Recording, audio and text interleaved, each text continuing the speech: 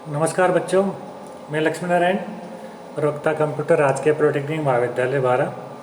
आज की इस वीडियो में हम लोग इलेक्ट्रिकल 210 जो सब्जेक्ट है मैनेजमेंट, उसका टॉपिक जो है लास्ट 12th चैप्टर में वेज इंसेंटिव, उसके बारे में अपन डिस्कस करते हैं। आज के चैप्टर में वेज इंसेंटिव क्या होते हैं, क्या क्या टाइप्स के होते हैं, इसी के बारे में हम चर्चा करेंगे। तो ये जो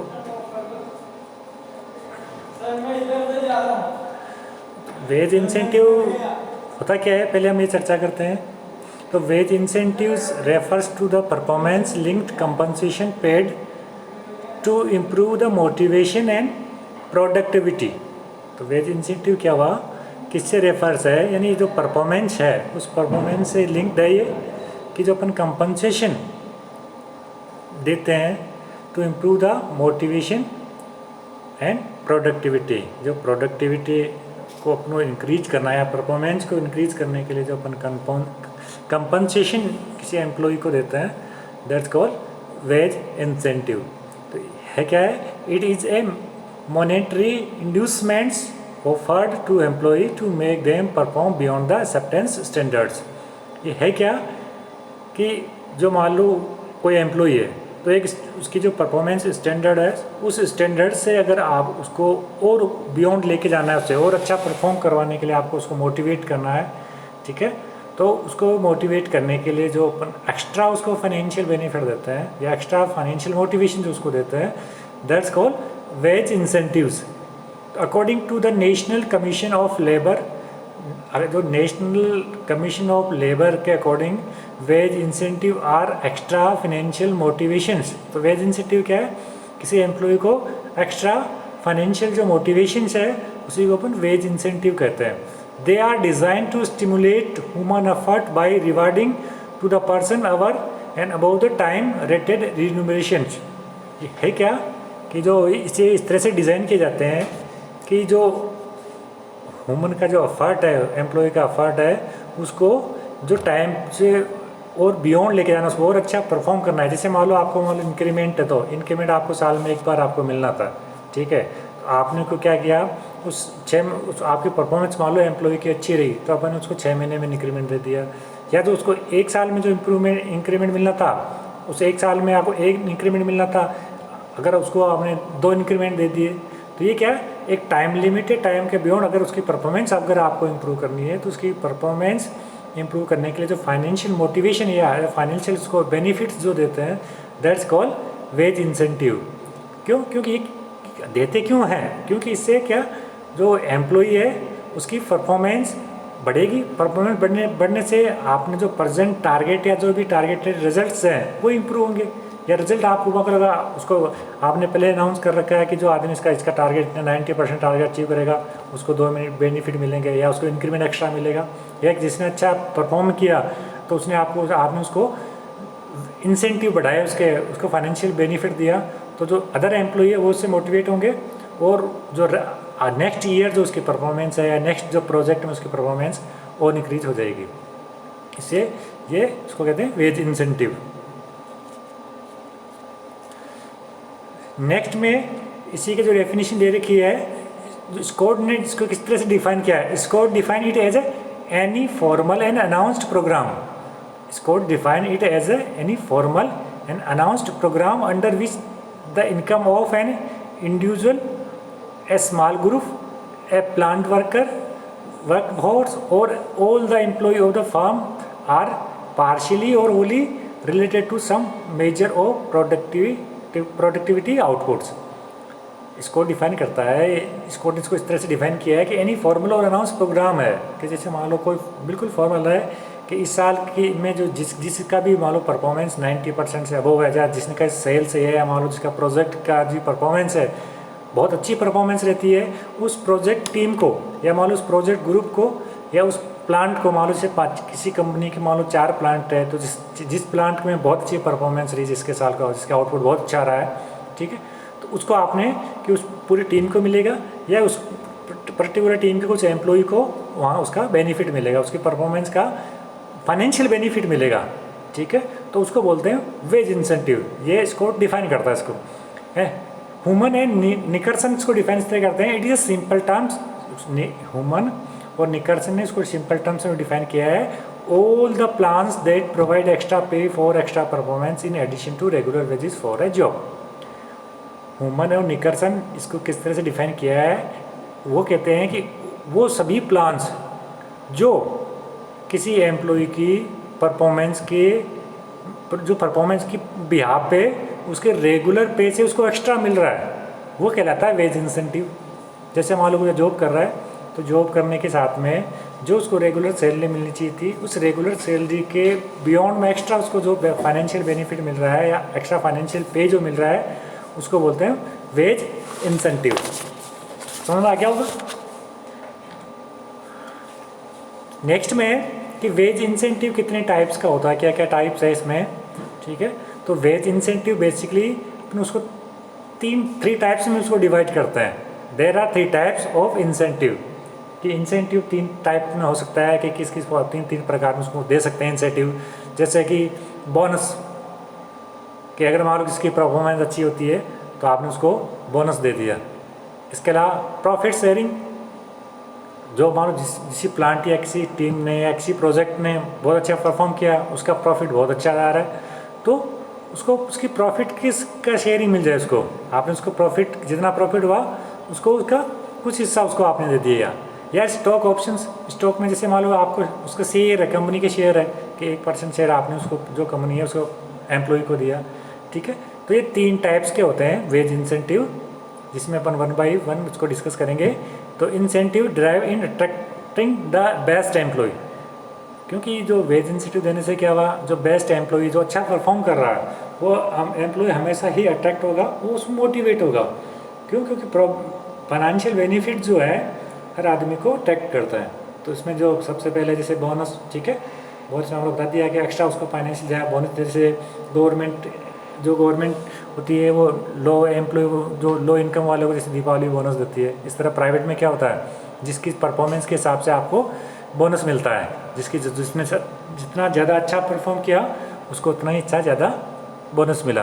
प्रॉफिट शेयरिंग, ठीक है, जो आपने जैसी परफॉर्मेंस की उसका जो प्रॉफिट हुआ उस प्रॉफिट में आपको आपकी हिस्सेदारी मिल जाएगी, तो उसको प्रॉफिट शेयरिंग।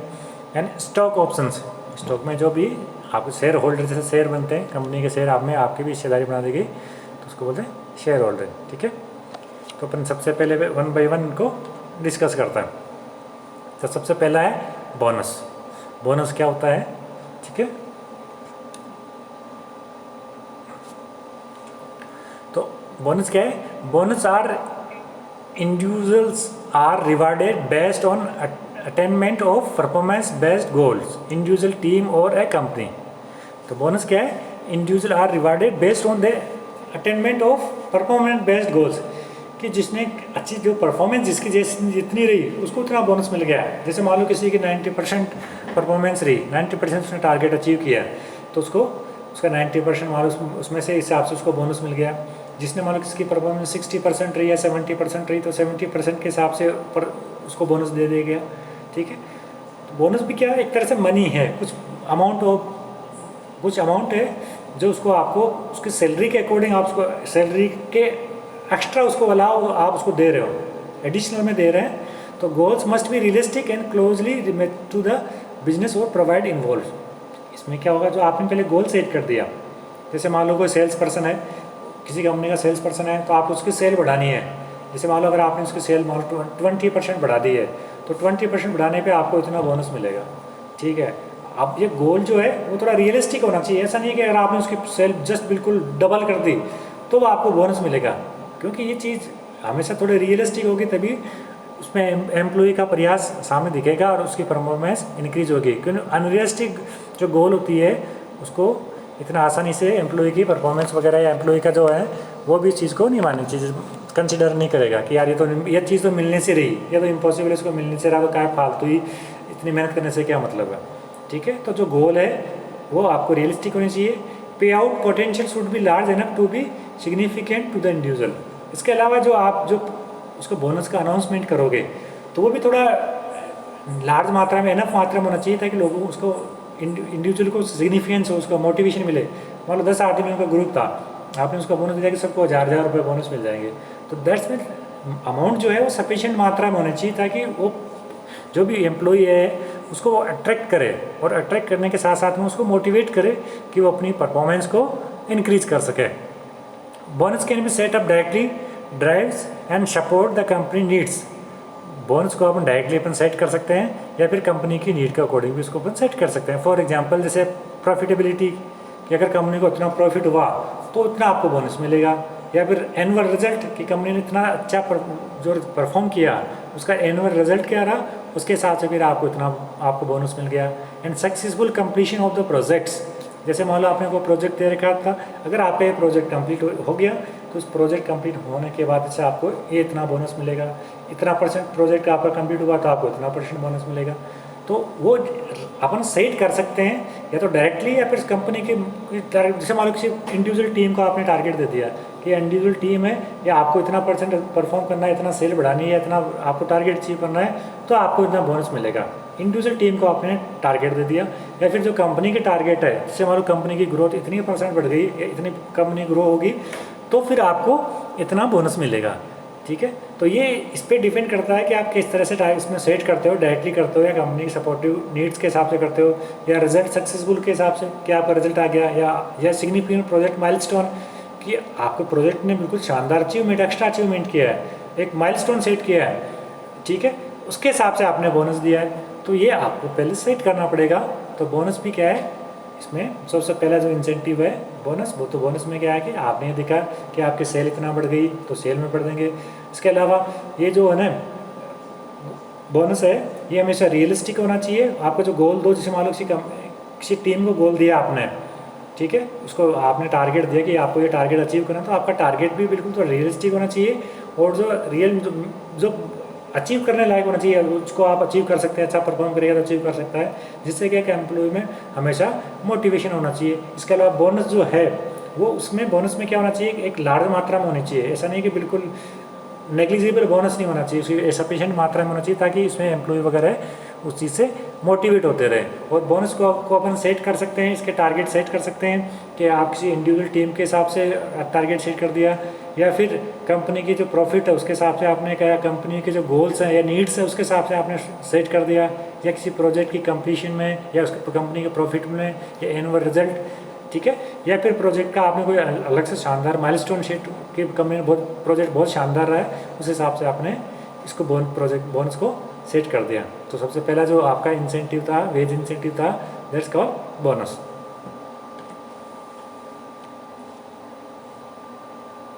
नेक्स्ट में आपका है प्रॉफिट शेयरिंग।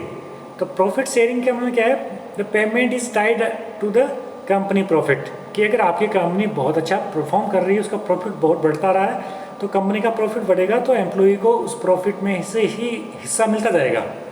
जैसे मान लो कोई कंपनी है उसमें 100 एम्प्लॉय काम कर रहा है, अगर वो कंपनी ने अनाउंसमेंट किया है कि अगर कंपनी का प्रॉफिट मान लो जो होगा उसका 5% एम्प्लॉय को मिल जाएगा, जो टोटल कंपनी का जो प्रॉफिट है उसका 5% हिस्सा एम्प्लॉय को मिलेगा सैलरी के अकॉर्डिंग, सैलरी के अलावा एक्स्ट्रा मिल जाएगा, तो ये होगा प्रॉफिट शेयरिंग।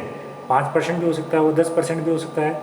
तो इससे क्या होगा, उस कंपनी के जो एम्प्लॉई है उस कंपनी की को प्रॉफिट को बढ़ाने के लिए, क्योंकि कंपनी का प्रॉफिट बढ़ेगा तो डायरेक्टली इनडायरेक्टली उनका प्रॉफिट भी बढ़ेगा, तो वो हमेशा अच्छा परफॉर्म करने की कोशिश करते रहेंगे। A pre determined percentage of profit is share among all the employee. तो उसमें क्या हुआ, एक प्री डिटरमाइंड है कि कंपनी का जो आपको 5% या 10% जो हिस्सा है, प्रॉफिट का जो हिस्सा है वो सभी एम्प्लॉय में डिस्ट्रीब्यूट होगा, सभी एम्प्लॉय में शेयर होगा। तो उससे क्या होगा, हम जो एम्प्लॉय है उस कंपनी के प्रॉफिट को इंक्रीज करने में अपनी परफॉर्मेंस अच्छी हमेशा सुधारेंगे। ठीक है, तो profit sharing bonus are generally paid out of once in year in form of cash or deferred basis.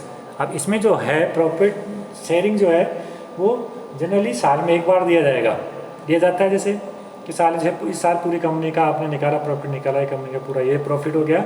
ठीक है, इसका जो परसेंटेज था 10% मान लो अगर एम्प्लॉय में डिस्ट्रीब्यूट होना है तो उसका आपको एक बार 10% जो अमाउंट बनता है वो सारे एम्प्लॉय में डिस्ट्रीब्यूट कर दिया। ठीक है, तो ये प्रॉफिट शेयरिंग है। अब प्रॉफिट शेयरिंग टीम के प्रोजेक्ट के वर्क के अकॉर्डिंग भी हम डिसाइड कर सकते हैं कि कौन सी टीम ने कितना हार्ड वर्क किया है या किसने ज़्यादा एक्स्ट्रा वर्क किया, तो उस जो प्रोजेक्ट टीम है उसको आपने एक्स्ट्रा उसके हिस्सा परसेंटेज उसको आपने ज़्यादा डिस्ट्रीब्यूट कर दिया, किसको कम किया है, तो ये इंटरनल तरीके से भी अपन उसको आप मैनेज कर सकते हैं।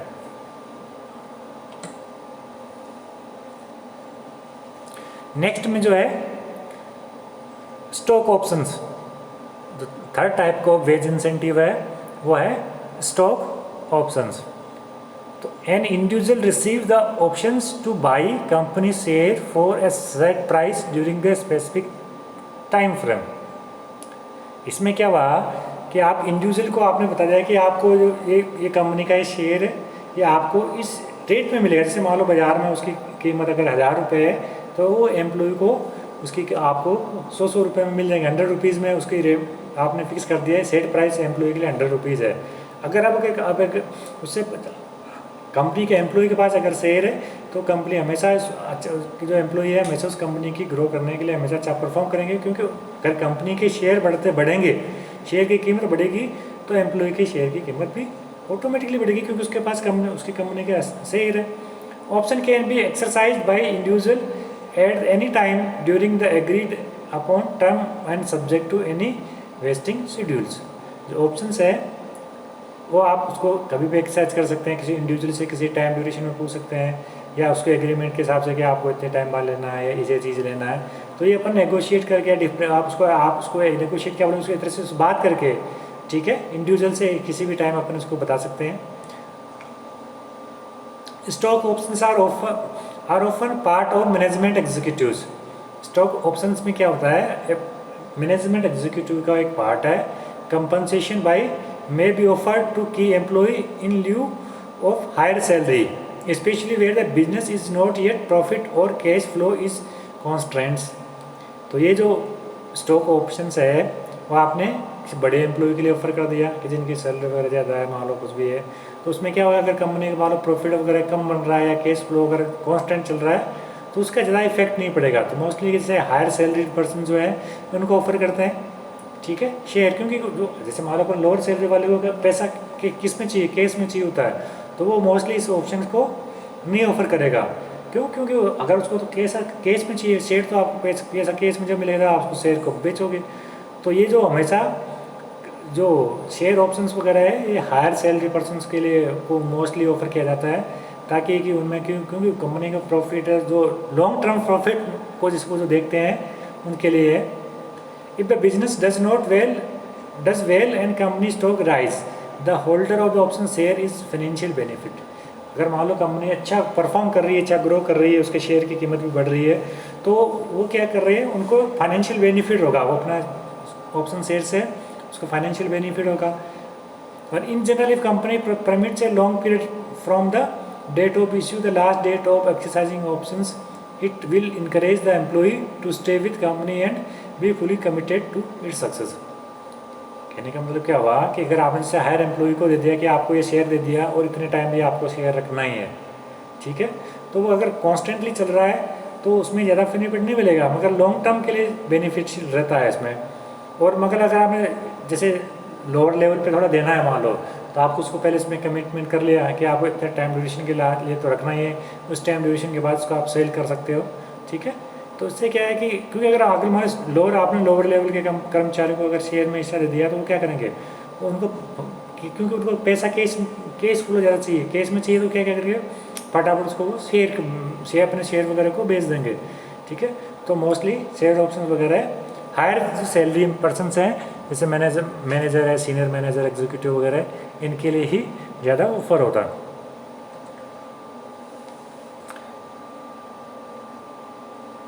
जो नेक्स्ट में है वो है next wage incentive to the superiors supervisor के लिए वेज इंसेंटिव क्या होता है, जैसे सबसे पहले है कमीशंस, क्योंकि अभी तो जैसे आपने डिस्कस किया कॉमन, अब एक सुपरवाइजर के लिए जैसे मान लो प्रोजेक्ट टीम को सुपरवाइज कर रहा है, एक एम्प्लॉय को सुपरवाइज कर रहा है, उनके लिए क्या वेज इंसेंटिव होता है। तो उसमें सबसे पहले जैसे कमीशंस, तो commissions are the common way to remunerate employee या sales person for securing the sales of a product or a service. तो ये इसमें क्या कि अगर मान लो आपने इतना प्रोडक्ट बेचा तो इतना % कमीशन आपको मिलेगा। तो हमेशा जो सेल्स पर्सन या जो भी होगा वो ज़्यादा से ज़्यादा प्रोडक्ट बेचने की कोशिश करेगा। क्यों? क्योंकि उसके प्रोडक्ट की जो जितनी सेल होगी उसका कमीशन उतना ही बढ़ता जाएगा। तो कमीशन भी एक अच्छा वेज इंसेंटिव है, ठीक है, जैसे सुपरवाइजर वगैरह को मिले ऑपरेट करते हैं। The intent is to create a strong intrinsic incentive for the individual to invest the maximum effort into the work, क्योंकि जितना ज़्यादा आपने सेल बढ़ी तो आपको उतना ही कमीशन बढ़ता जाएगा। तो ये भी एक स्ट्रॉन्ग इंसेंटिव है ताकि आदमी अपने काम के प्रति ज़्यादा ही मैक्सिमम एफर्ट करता है, इन्वॉल्व होता है। Commissions are usually calculated as a percentage of the sales of the product or a service. For example, 5% of computer components retaining selling price, कि अगर आपने जितने कंप्यूटर बेचे उसका 5% आपको मिल जाएगा। तो आप जितना ज़्यादा से ज़्यादा बेचने की कोशिश करोगे, क्योंकि जितना ज़्यादा बेचोगे आपका कमीशन उतना ही ज़्यादा बनता जाता है। तो ये भी एक अच्छा तरीका है कंपनी की ग्रोथ या उसका सेल्स या उसकी प्रोडक्टिविटी बढ़ाने के लिए कि आपने एम्प्लॉई या किसी के लिए भी कमीशंस का एक प्रोविज़न रखा है कि कमीशंस जो वेज इंसेंटिव आपने इसको रखा है। पेमेंट में भी either straight commission, know based salary, आपने स्ट्रेट कमीशन दे दिया, इतना % कमीशन फिक्स है, और in combination of base salary and commission. इसके अलावा बेस सैलरी और कमीशन दोनों कर सकते हैं। ये तो अपने सीधा कमीशन कर देगा, आप सैलरी तो फिक्स है, इसके अलावा आपने भेजा इतना कमीशन हो गया।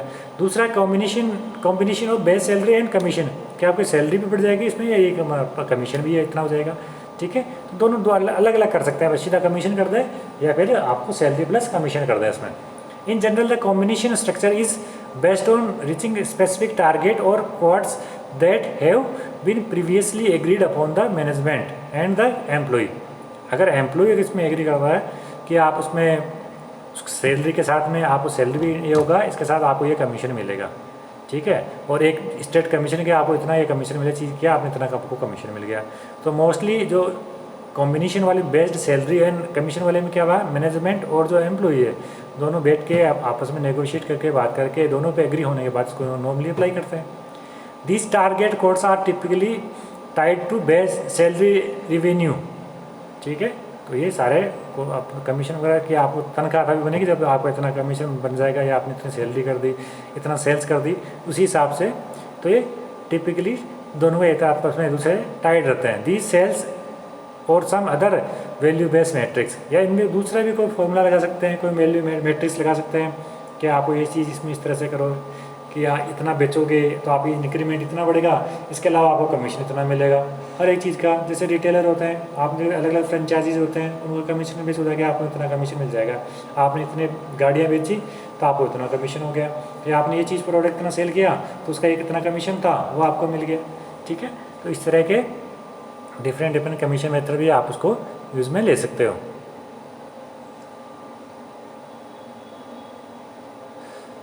नेक्स्ट में है रिवार्ड्स। नेक्स्ट जो इंसेंटिव है वो सुपरवाइजर के लिए रिवार्ड्स।